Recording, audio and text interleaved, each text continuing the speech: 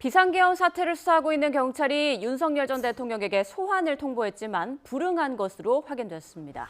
윤 전 대통령에게는 체포영장 집행을 방해한 혐의 외에 비화폰 기록을 삭제하라고 지시한 혐의도 추가 적용됐는데 경찰은 윤 전 대통령에게 오는 12일 출석해 조사를 받으라고 2차 소환 통보를 했습니다.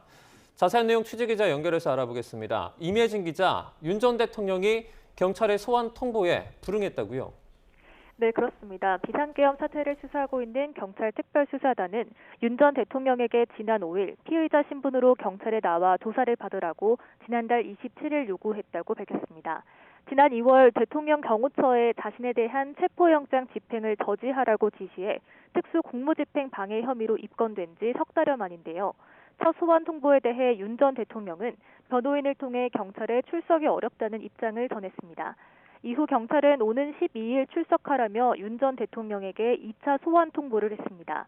만약 윤 전 대통령이 별다른 사유 없이 2차 이어 3차 출석 요구까지 불응할 경우 경찰은 체포영장을 신청하는 방안도 검토할 것으로 보입니다. 윤 전 대통령이 소환에 응한다면 전직 대통령이 경찰에 출석한 첫 사례가 됩니다. 네, 그리고 윤 전 대통령에게 다른 혐의가 추가 적용됐다고요? 네, 대통령 경호처법상 직권남용 교사 혐의가 추가로 적용된 건데요.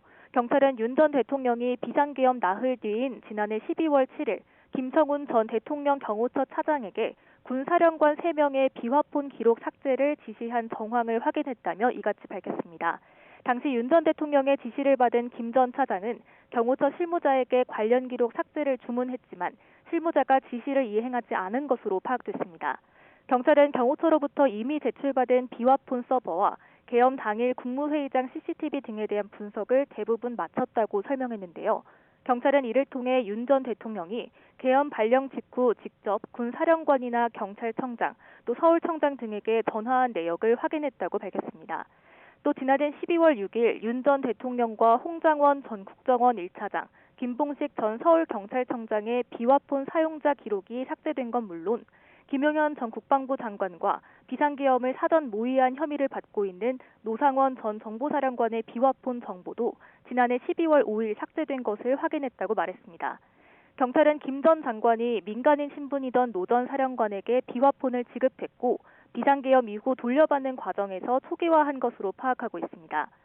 또 지난달 30일에는 조규홍 보건복지부 장관과 김영호 통일부 장관을 피의자 신분으로 소환해 계엄 당일 국무회의와 관련해 조사를 진행했습니다.